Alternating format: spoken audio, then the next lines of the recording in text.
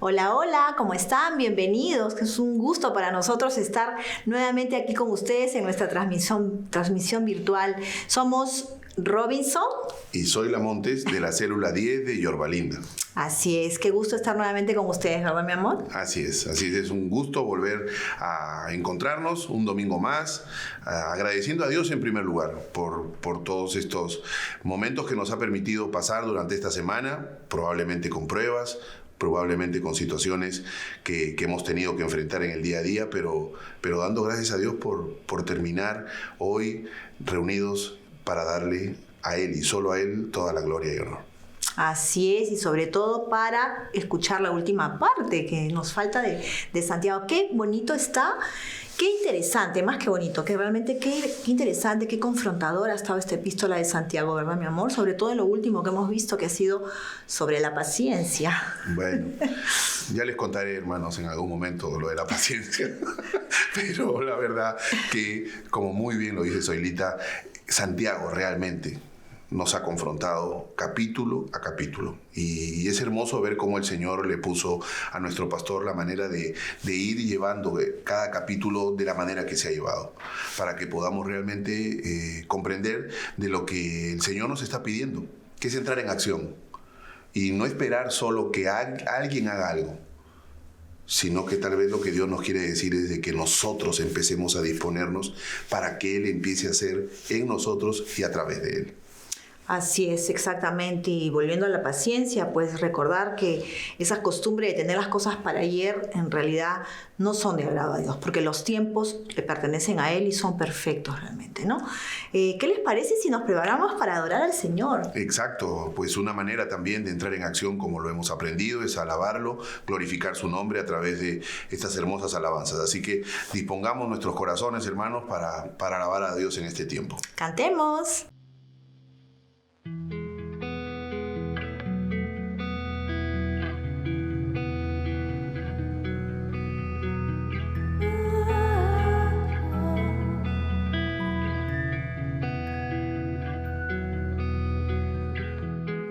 El Señor te cubrirá con sus plumas y vivirás seguro debajo de sus alas. Jehová te librará de las trampas del cazador, te librará de cualquier peligro.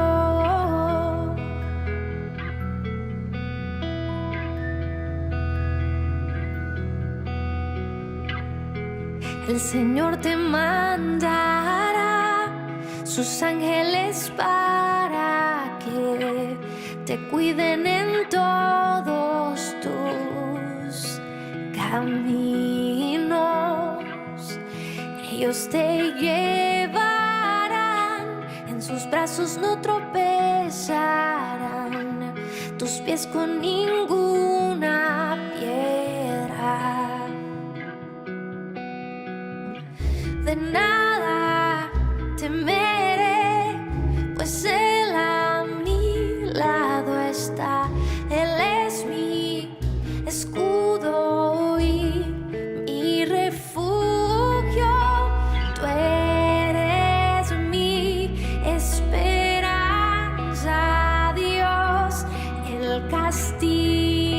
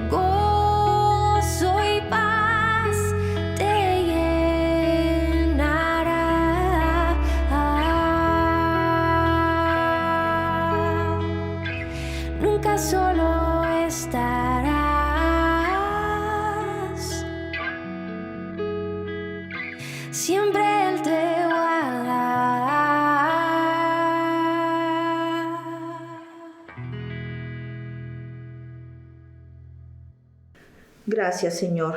Gracias, amado Padre, por esta hermosa adoración, Señor, porque qué hermoso es disponer nuestros corazones y darte gracias por todo lo que haces en nuestras vidas, Señor, por cómo estás trabajando en cada uno de nosotros, Señor, por cómo nos estás transformando, Señor. Sin ti, ¿qué seríamos? Nada, Padre Santo, nada realmente. Te agradecemos infinitamente por ese gran amor, esa misericordia que tienes por cada uno de nosotros, aún sin merecerlo, Señor. Y nos ponemos a tus pies, Padre Santo, para seguir aprendiendo cada vez más de ti, seguir alimentándonos y seguir preparándonos para la venida de Jesús, Señor, para la segunda venida de Jesús que anhelamos poderla disfrutar prontamente, Señor. Oramos todo esto en el precioso y hermoso nombre de Jesús. Amén. Amén, amén. Qué hermosa oración, mi esposa. Y es cierto, preparémonos para la llegada de Jesús. Y como dice su propia palabra, cuando Él vuelva por segunda vez, ya no vendrá a tener relación con el pecado, sino vendrá por los que supieron esperar en Él, por los que tuvieron paciencia, esa paciencia de la que nos habla Santiago. Así que no perdamos más tiempo y realmente empecemos a caminar de acuerdo a su voluntad. Y para que eso suceda, pues tenemos que escudriñar la palabra, pero también tenemos que escuchar realmente la palabra a través de personas que Dios usa. ¿Y qué les parece si nos disponemos para poder escuchar a nuestro querido pastor Héctor Hermosillo, sin antes recordarles de que cada domingo, primer domingo del mes, tenemos nuestra reunión en Tijuana, Semilla Tijuana, así que no olvidarse, ¿no? Así es, prepárense porque este 5 de diciembre será la próxima reunión en Tijuana, así que pasen la voz a sus amigos y estén con un corazón dispuesto porque es la última reunión del año, así que aprovechemos ese hermoso tiempo para darle la gloria al Señor. Y sin más, ¿qué te parece, mi amor, si nos preparamos para escuchar justamente la última parte de Santiago de parte del pastor Héctor Hermosillo? Nos vemos. Bendiciones, hermanos.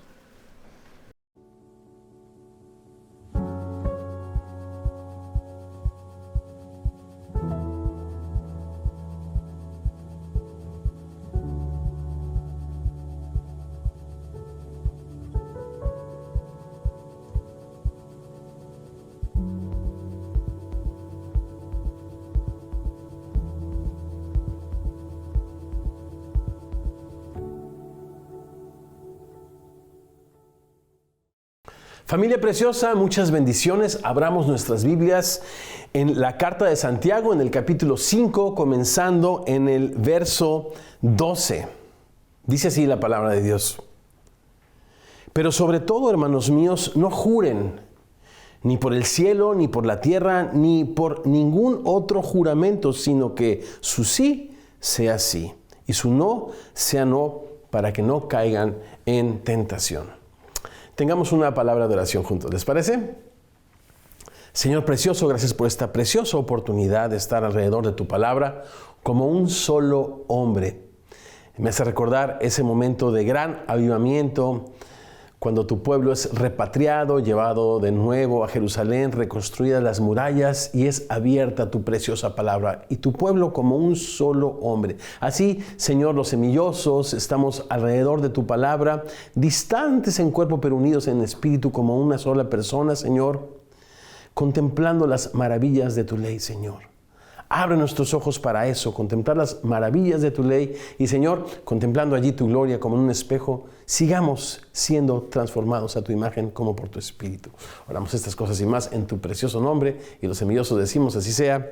Amén y amén. Preguntota, chicos y no tan chicos. ¿Cuál fue el último gran final de alguna película o de alguna serie que ustedes pueden recordar? Ese final que literalmente no lo vieron venir, les voló la cabeza. 20 segundos para platicar o preguntarle a la persona que tienes junto, tu mamá, tu hermano, tu esposito, etcétera, etcétera. ¿Cuál fue el último gran final que sí te voló la cabeza? Yo no tengo que pensarlo. Yo nunca llego al final de las películas. Siempre despierto ya cuando están barriendo las palomitas y mi esposa me dice, ¡vámonos! Ahora, no me lo tomen a mal, me gustan mucho las películas, entre más largas mejor, porque así, bueno, puede uno descansar de un largo día de trabajo, ¿verdad?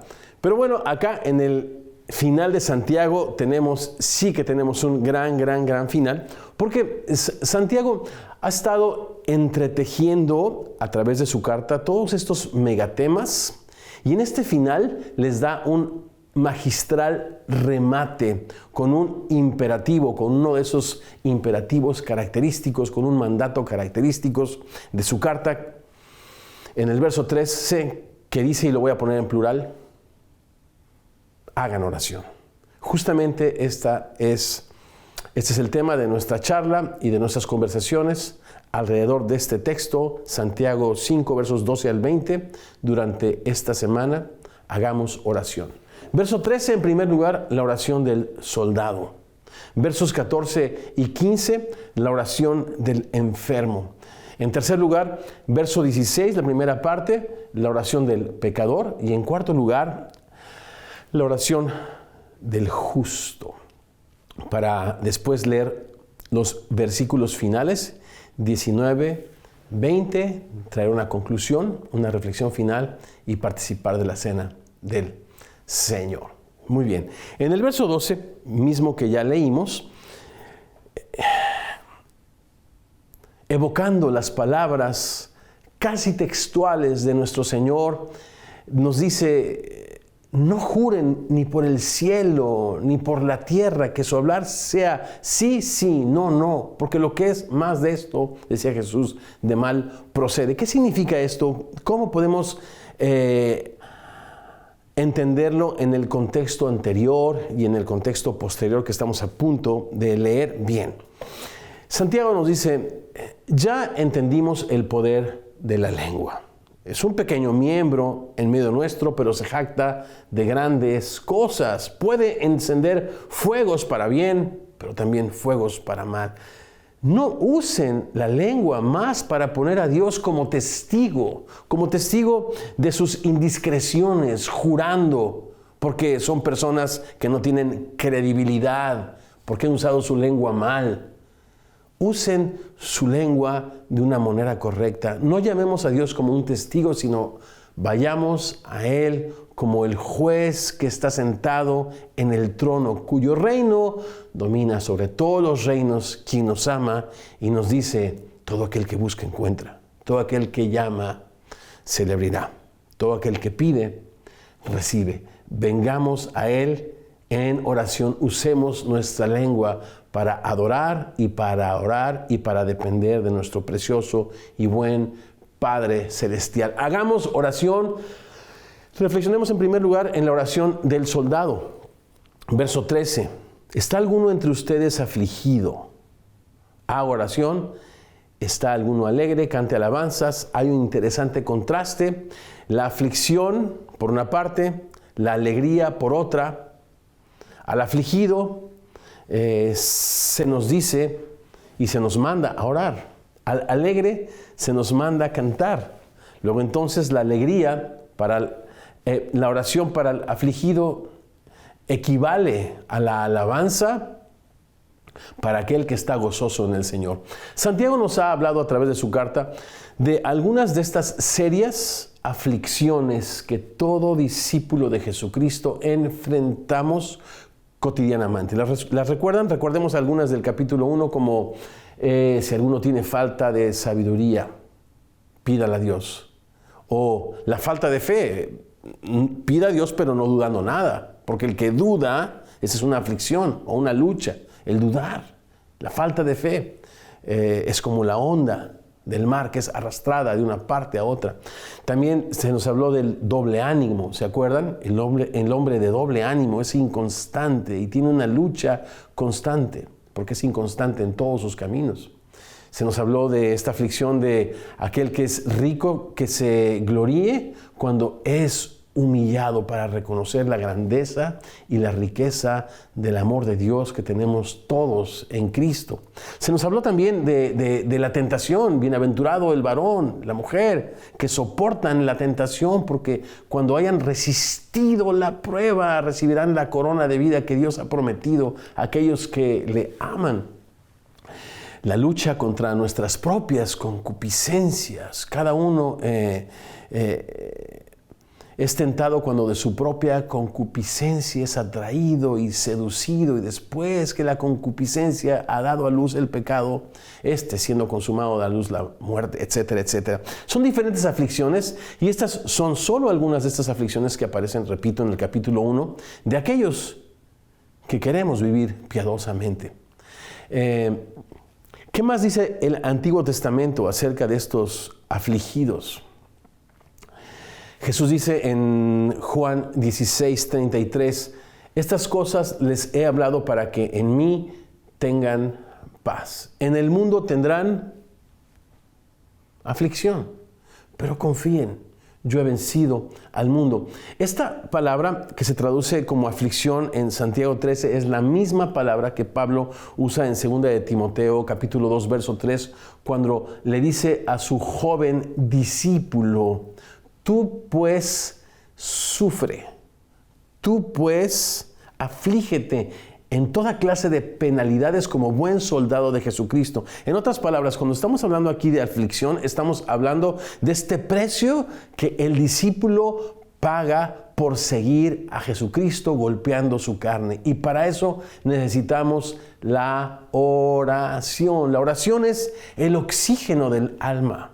La oración del soldado es literalmente para mantenerlo saludable, vigoroso, fuerte, bien preparado y listo para la batalla. Por esa razón, cuando leemos este versículo emblemático o representativo de la iglesia del primer siglo, que nos ha inspirado y ha inspirado a la iglesia de Jesucristo por tantos siglos, cuando viene y desciende el Espíritu Santo, nace la iglesia en el capítulo 2 del libro de los Hechos, dice, al final de ese capítulo precioso, dice que ellos perseveraban en 4 cosas: en las enseñanzas de los apóstoles, en la palabra de Dios, en la comunión unos con otros, en el partimiento del pan y en las oraciones. Porque la Biblia nos manda a fortalecernos en el Señor y en el poder de su fuerza. ¿Cuántos discípulos de Jesucristo hay que estén escuchando esta enseñanza, que están sufriendo penalidades diariamente, resistiendo las mentiras del enemigo, ciñéndose a la verdad de la Escritura, siendo afligidos, que necesitan orar? La oración es para todos. La oración del soldado es para ti y la oración del soldado es para mí. ¿Estamos afligidos? Hagamos oración. Y cuando estemos gozosos, cantemos alabanza. Este es el oxígeno del alma, el agua que nos mantendrá fuertes y saludables para la batalla. Reflexionemos en la segunda oración, que no son diferentes tipos de oración, sino que son diferentes perspectivas de la oración y del privilegio de venir a nuestro buen Padre al trono de la gracia para recibir misericordia y gracia para el oportuno socorro. Repito, son diferentes perspectivas de la oración, pero yo como es tradicional en nuestra cultura, las seleccioné, mis reflexiones en este texto, como 4 diferentes oraciones. Repito, es una y es la misma. La oración del enfermo, versos 14 y verso 15. Acá la palabra enfermo, pero bueno, antes leamos el texto. ¿Está alguno enfermo entre ustedes? Llame a los ancianos de la iglesia y oren por él, ungiéndole con aceite en el nombre del Señor.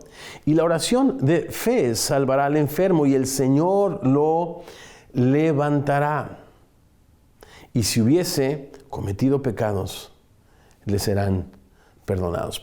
Preciosísimos versos, llenos de inspiración, llenos de luz, llenos de reflexión. Lo primero que diría yo acerca de esta oración, la oración del enfermo, es que la palabra enfermo, o la primera vez que aparece la palabra enfermo en el verso 14, es la palabra astenes con TH, que significa debilidad o falta de fuerza. Es una enfermedad física. Y la instrucción es clara. ¿Cuál es la instrucción? Bueno, pues llamar a los ancianos de la iglesia.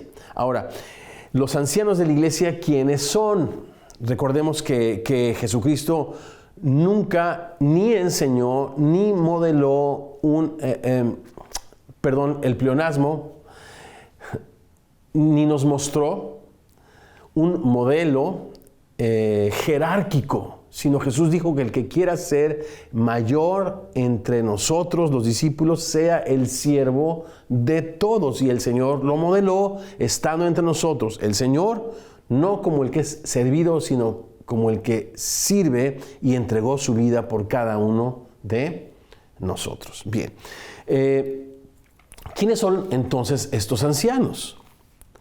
En el capítulo 20 del libro de los Hechos, el apóstol Pablo, yendo de camino a Jerusalén, sin saber a ciencia cierta lo que le espera, decide llamar a los ancianos de una iglesia en la que él pasó mucho tiempo, 3 años, la iglesia de Éfeso, y los cita en una ciudad costera del Mediterráneo llamada Mileto. Y allí tiene una interesante conferencia de pastores, de ancianos, de líderes, y el contenido de esa conferencia lo podemos leer en el capítulo 20 del libro de los Hechos. Fantástico discurso que les da a sus amigos los ancianos. ¿Quiénes son estos ancianos? Verso 17, Hechos 20, 17 dice así: enviando pues desde Mileto a Éfeso, hizo llamar a los ancianos de la iglesia. Parece ser que aquí ancianos nos habla de su madurez en el Señor. No son personas neófitas, sino son personas maduras, centradas en Cristo, arraigadas en su verdad, cimentadas en su palabra. En el verso 28, en la misma conferencia, a los mismos ancianos les dice: por tal razón, cuiden de ustedes y de el rebaño que el Espíritu Santo, sobre el cual el Espíritu Santo les ha puesto por obispos. Cuiden del rebaño. ¿Quién cuida del rebaño? Un pastor. Los pastores existimos para amar y alimentar y cuidar el rebaño que Cristo ganó con su sangre. No son nuestras ovejas, son las ovejitas del Señor que nos manda a cuidar y a alimentar. Y la palabra obispos significa literalmente supervisor. Entonces, su función es ser obispos. En 1 de Timoteo capítulo 3, verso 1, Pablo le dice a Timoteo: si alguno anhela obispado, buena chamba.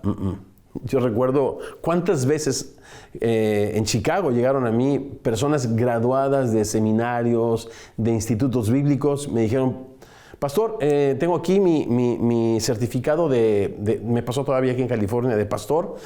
Vengo a ponerme a las órdenes. Usted con mucho gusto puede contratarme. Lo que ellos estaban buscando era una chamba. Pero la Biblia dice que si alguno anhela obispado o ser líder en la iglesia del Señor, dice: buena obra desea. Es una obra, es un trabajo que se realiza, no es un cargo jerárquico ni una chamba. Entonces, si se fijan en el capítulo 20 del libro de los Hechos, el anciano, el pastor y el obispo son términos intercambiables. Anciano habla de su madurez espiritual. Pastor habla de su corazón y de su ministerio de cuidar y amar a las ovejas del Señor. Y obispo habla de este trabajo de supervisar, ¿no? Ejerciendo el don de presidir, según el capítulo 12 del libro de Romanos. Bien. Entonces yo te pregunto a ti, ¿quién es tu anciano? Pues no sé. ¿Tienes una célula? Pues no, es que como estamos como en, ya me cansé de X, Y y Z, y hemos estado enfatizando la bendición de ser parte de una célula, porque no solamente experimentamos esto a lo que yo hacía referencia hace un momento, donde podemos perseverar en las escrituras, en la comunión, en la oración, en el partimiento del pan, sino que hay un anciano, un pastor, alguien que vela, que ora, que cuida de nosotros, ¿no? Es así como está organizada Semilla, en pequeñas células dirigidas, cuidadas, no jerárquicamente, sino alimentadas y guiadas primeramente con el ejemplo y con amor, no por fuerza, sino con un deseo y con un ánimo pronto, por pastores, que son personas maduras, centradas en Cristo, que están haciendo una función de supervisar. No son títulos, ninguno de estos son títulos. Ahora, en reunión nos reunimos en cada ciudad que tenemos reunión desde las 10 de la mañana.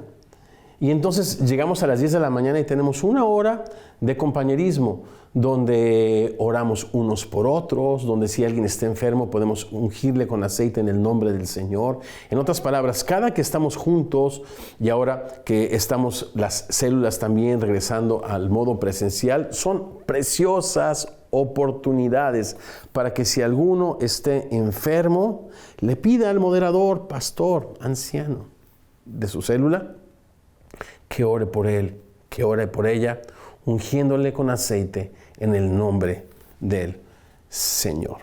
Bien. Ahora, ¿qué se puede decir de la unción? Hay algunos términos que se traducen como unción en nuestra Biblia, y este no es un término que deba entenderse como una especie de unción ceremonial, como a la que eran sometidos los sacerdotes, sino más bien es una especie de aplicación de un ungüento, algo así como un pequeño, sí, es como untar, ¿no? Con aceite en el nombre del Señor, y algunos pueden traducirle como dar un pequeño masaje, chicos con chicos, chicas con chicas, sin cometer ninguna indiscreción. Pero acá lo interesante no es que el aceite tenga un poder especial, sino que es un punto de contacto para activar nuestra fe. ¿A qué me refiero con esto? ¿Alguien recuerda en el capítulo 9 del libro de Juan, cuando Jesús sana a un ciego de nacimiento? Bien, pues ¿se acuerdan cómo el Señor le sanó? Lo que hizo fue, con su saliva y un poco de tierra, hacer lodo y después untarlo en sus ojos. Y este ciego de nacimiento recobró la vista. El que hizo el ojo necesitaba lodo para sanar. Si entendemos por la fe que todo lo que existe fue hecho de lo que no existe por medio de su palabra. Jesús es la palabra hecha carne. ¿Necesitaba lodo, repito? No. El lodo que él hizo fue un punto de contacto para activar su fe. Resulta que Pamelita, mi hija menor, cuando tenía aproximadamente 9 o 10 años, ha tenido siempre un corazón muy, muy tierno. Y entonces estábamos en la iglesia en Chicago y llegaba una persona pidiendo oración, y por supuesto que Gaby y yo y otros preciosos colaboradores, pastores, en medio de la iglesia orábamos por esta persona. Pero yo llamaba a Pamelita, ven, esta abuelita que va a ser operada y tiene mucho temor, necesita un abrazo sanador. Sí, cómo no. Y entonces ella, con mucha sinceridad, llegaba, le daba un abrazo y la abuelita se quedaba así como 2, 3 minutos. Y ese abrazo era un punto de contacto para activar su fe. Qué bueno es que podamos, con respeto, sin cometer ninguna indiscreción, repito, niños con niños y niñas con niños, poder respetuosamente poner la mano sobre una persona y orar. Porque eso repito, Es un punto de contacto de nuestra fe. Y en este caso, el aceite untado tiene el mismo propósito. Ahora, ¿cuál es el resultado? Dice acá el verso 15, la oración de fe salvará al enfermo. Y aquí esta es otra palabra para enfermedad. Y moderadores, pastores, discípulos de Jesucristo, tomen bien nota de estos principios en estos dos versos. Se me hace interesante que aquí no está el pilar de la iglesia, Santiago, el líder de la iglesia primitiva en Jerusalén, diciendo, por favor, llamen a aquellos que tengan el don de sanidad y oren por los enfermos. Pronto estaremos en Primera de Corintios, pronto, no sé exactamente cuándo, pero más temprano que tarde, con la ayuda de Dios, si Dios nos presta vida, enseñaremos. Y ahí hablaremos mucho de los dones de sanidad, de todos los dones. Pero acá no se habla de los dones de sanidad, plural. Les dejo una pregunta por allí. ¿Qué dice la Biblia? ¿La Biblia habla del don de sanidad o de los dones de sanidad? Eso para que ustedes lo investiguen. Pero lo que sí se nos dice acá es que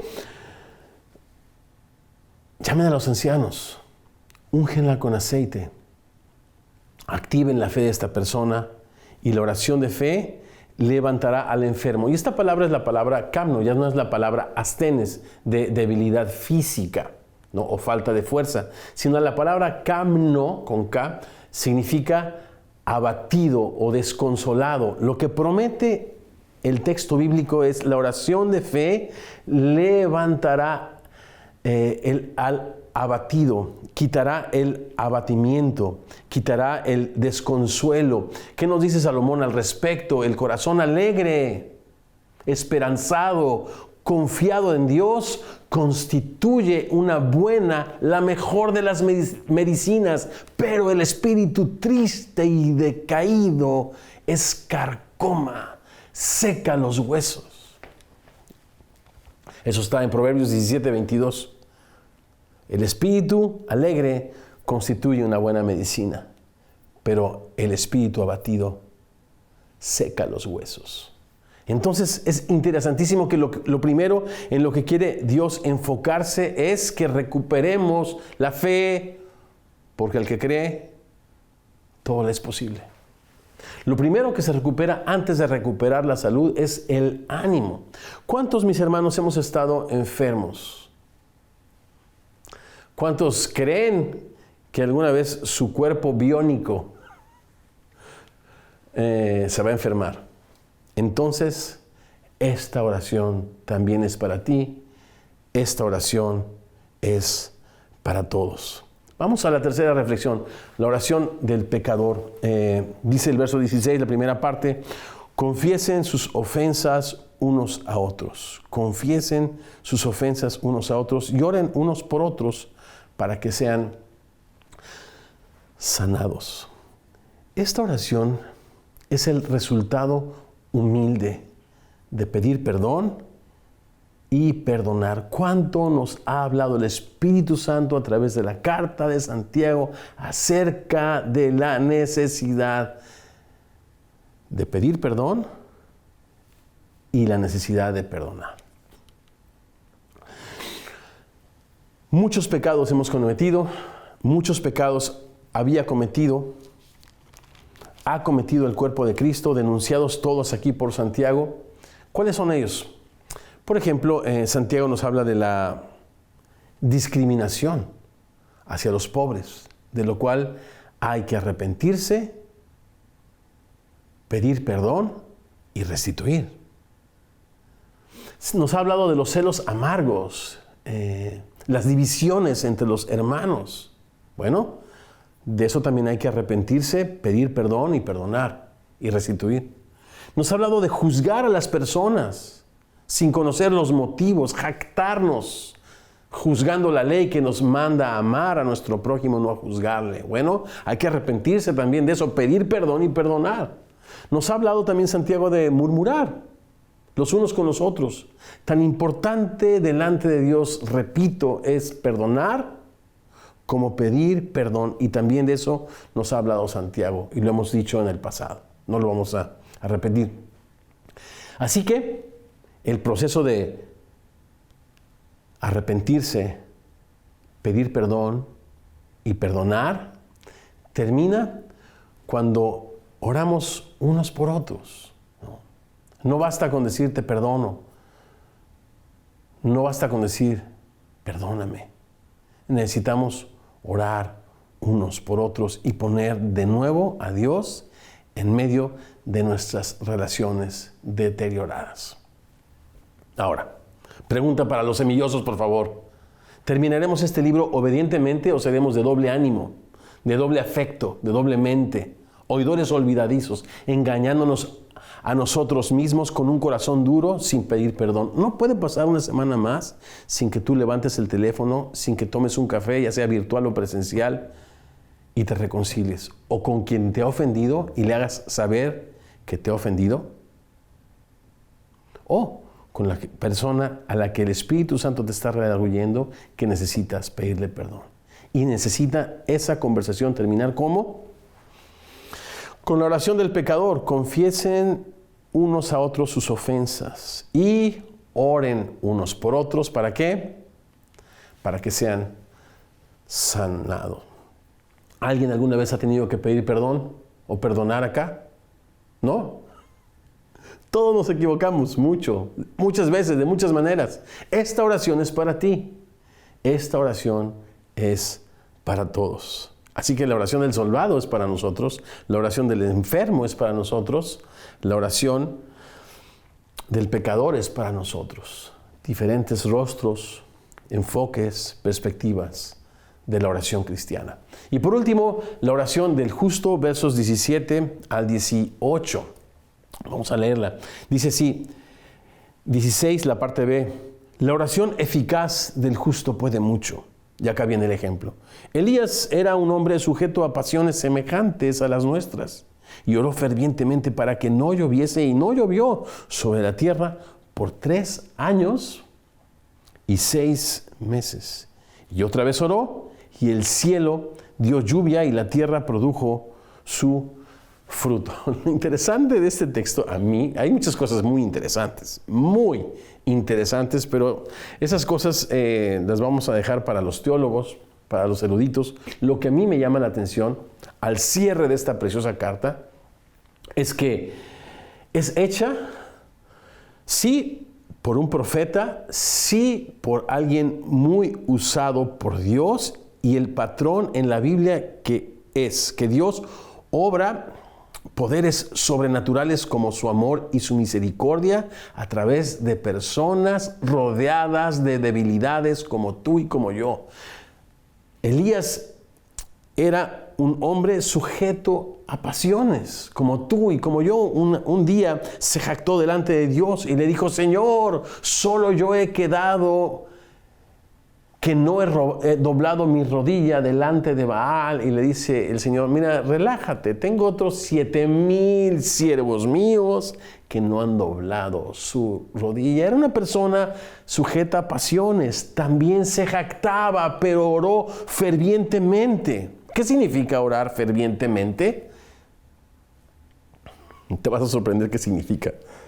Si a alguien le gusta leer los originales o los interlineales griego-español y demás, este es un buen verso para leerlo, porque está muy interesante. Lo único que dice el griego es: oró con oración. O sea, oró de a de veras. Oró de a de veras, no oró de memoria, ¿no? Ángel de la guarda, mi dulce compañía, no me desampares ni... Oró de a de veras. ¿Se acuerdan la oración de la abuelita? Que le costaba cada día más subir esa montaña para ir de su casa a la iglesia que estaba del otro lado de la montaña, en aquella área rural del centro de México. Y un día le dijo: Señor, te pido que remuevas esta montaña. Tu palabra dice que si yo tuviese la fe del tamaño de una pequeña semilla de mostaza, pequeña en un gran Dios, yo podría decirle a este monte, ¿no?, que se quite y que se eche a lo profundo del mar. Así que te pido que quites este monte de enfrente y me permites ir mañana a la iglesia porque quiero ir a adorarte. Entonces ya se va a acostar, se come su cocul, chiste local. Y entonces al día siguiente, lo primero que hace tan pronto sale a la luz, se asoma por la ventana. Ya sabía que la montaña no se iba a mover. Oró por una causa perdida. Y la causa perdida no es necesariamente orar para que una montaña sea removida. Una causa perdida es orar sin fe. Porque es necesario que el que se acerca a Dios crea que le hay y que Él premia a los que le buscan. La oración, pues, esta oración, la oración del justo, es una oración que se hace no solamente en el nombre del Señor, no como un asunto ritual, sino con una gran convicción y certeza de que todas nuestras oraciones tienen una respuesta. A veces es un sí, a veces es un no, a veces es un espera, pero todas nuestras oraciones tienen una respuesta. Y ese debería de ser el mayor incentivo para orar. ¿Cuál? Que Dios nos oye. Y si nos oye, sabemos que tenemos las peticiones que le hayamos hecho. Algo que se me hace interesante es que Semilla 360, nuestra reunión de oración virtual, pudiera estar más poblada de personas que oran en oración, que oran fervientemente, que oran creyendo que Dios hay. Yo no digo que la gente que no se conecta no ora, por supuesto que sí. Pero ¿por qué no aprovechamos esta preciosa oportunidad donde esperamos en Dios leyendo, adorando, orando en el texto?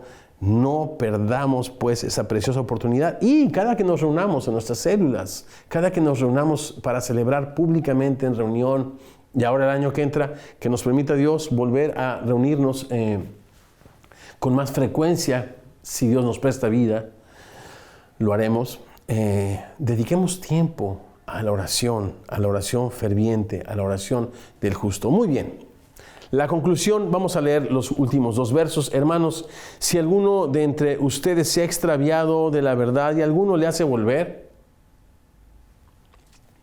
sepa que el que haga volver al pecador del error de su camino, salvará de muerte una alma y cubrirá multitud de pecados. ¿Cómo podemos hacer volver a un pecador?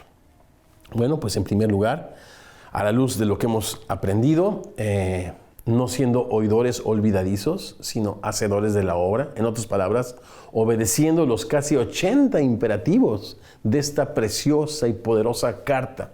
Si Él ha de volver, ¿a dónde va a volver?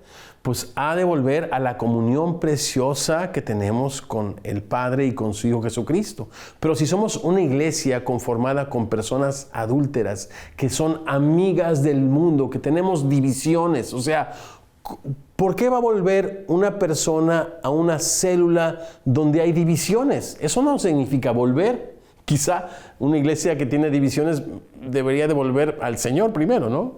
Entonces, otra vez, cerrando la idea general de Santiago, hacer volver al error de su camino es, mis hermanos preciosos, afirmemos nuestros corazones en la gracia de Dios, decidamos poner por obra su palabra, vivamos en su luz, sometiéndonos a Dios, resistiendo las mentiras del enemigo. En segundo lugar, si ha de volver el pecador del error de su camino, será con una oración ferviente. Cuando nosotros quizás tengamos que visitar a un enfermo, a la luz de este pasaje, ¿no? Con esta oración de reconciliación, otra vez, personas no es que se han alejado de Dios, no es que dejaron de ir a la célula porque no quieren ser alimentados o no quieren ser de bendición para otros, sino que allí hay celos amargos y contención. Necesitan arreglarse las cosas antes de que las personas puedan regresar y puedan volver. Es un poco el contexto de lo que estamos leyendo. Ahora, en tercer lugar, pues ahora sí, orando. Recordemos lo que dice Jesús en capítulo 6 de Juan, en el verso 44. Ninguno puede venir a mí si el Padre que me envió no le trajere. Y dice el Señor, yo le resucitaré en el día postrero. Nadie puede venir al Señor si el Padre no le trae. ¿Qué significa eso?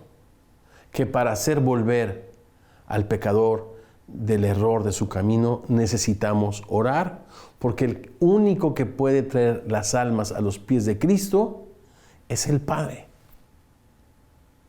Necesitamos orar. Ahora, ¿cuánto tiempo estamos? Yo creo que en este punto todos estamos faltos, porque todos tenemos pesar, congoja, carga por personas que no conocen de Cristo, familiares aún muy cercanos que han decidido endurecer su corazón para Dios. La pregunta es, ¿estamos orando por ellos? La oración eficaz del justo puede mucho. Elías era un hombre sujeto a pasiones como nosotros, pero oró con oración. Oró de veras, creyendo que Dios existe y que Él premia la fe. Despidamos esta enseñanza con este precioso pasaje del libro de Lucas, capítulo 18, versos del 1 al 8. También les refirió Jesús una parábola sobre la necesidad de orar siempre y no desmayar. ¿Sobre qué? La necesidad de orar siempre, la necesidad de orar siempre. Así termina Santiago su carta,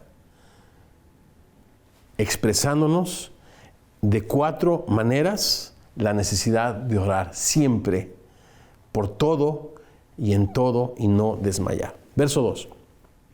Diciendo, había en una ciudad un juez que ni temía a Dios ni respetaba a hombre, enseña Jesús.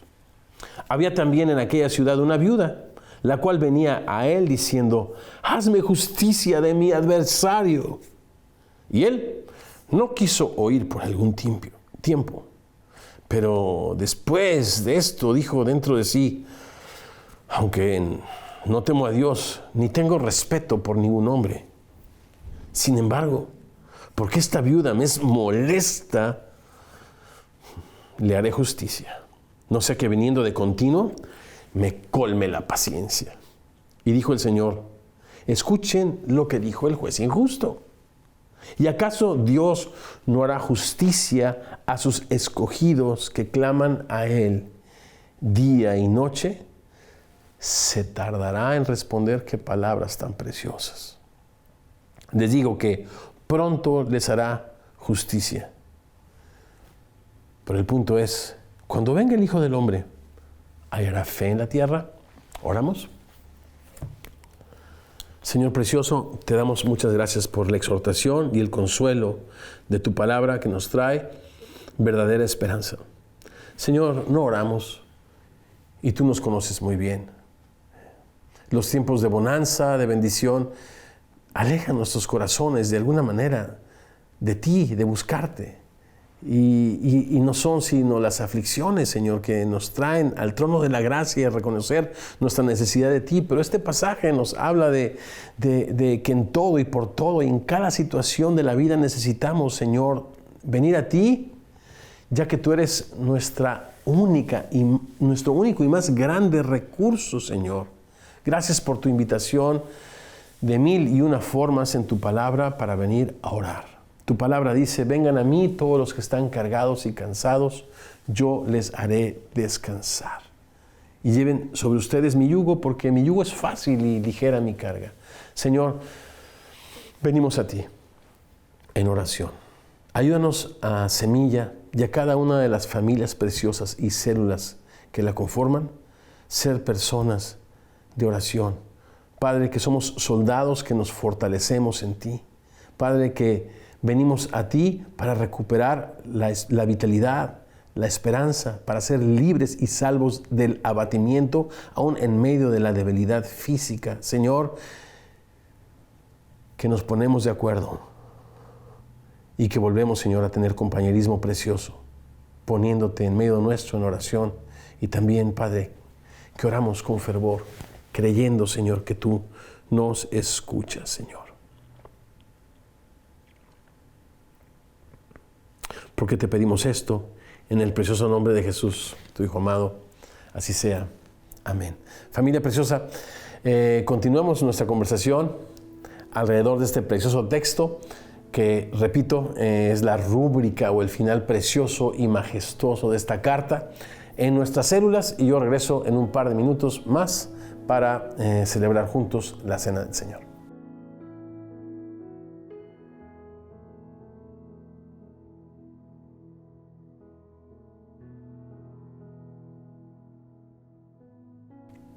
Porque de tal manera amó Dios al mundo que ha dado a su único Hijo para que todo aquel que en Él cree no se pierda, mas tenga vida eterna. Qué preciosa invitación. Miremos cuál ha sido el amor del Padre para hacernos sus hijos, sus hijas. ¿Cuál es el amor? El haber dado la vida de su Hijo en sacrificio por nuestros pecados, por cada uno de nosotros y los de todo el mundo.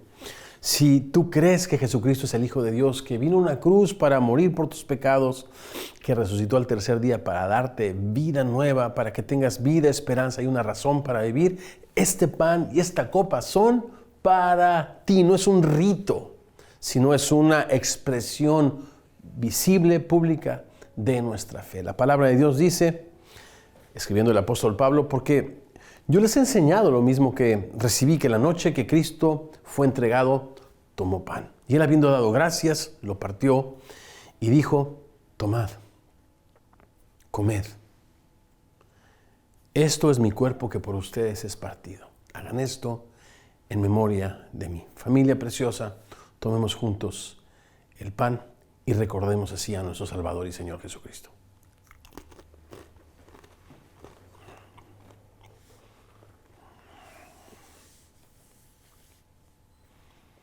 Mas tú herido fuiste por nuestras rebeliones, molido por nuestros pecados. El castigo de nuestra paz fue sobre ti, Señor, y por tu llaga hemos sido nosotros curados. Gracias, gracias, Señor. Continúa el apóstol Pablo diciendo, y después de haber cenado el Señor, alzó la copa diciendo, esta es la copa del nuevo pacto en mi sangre. Hagan esto, dijo Jesús, todas las veces que la beban en memoria de mí. Y continúa el apóstol Pablo diciendo, de manera que cada que comemos este pan y bebemos esta copa, la muerte del Señor, damos a conocer, anunciamos, proclamamos hasta que Él regrese. Tomemos juntos la copa.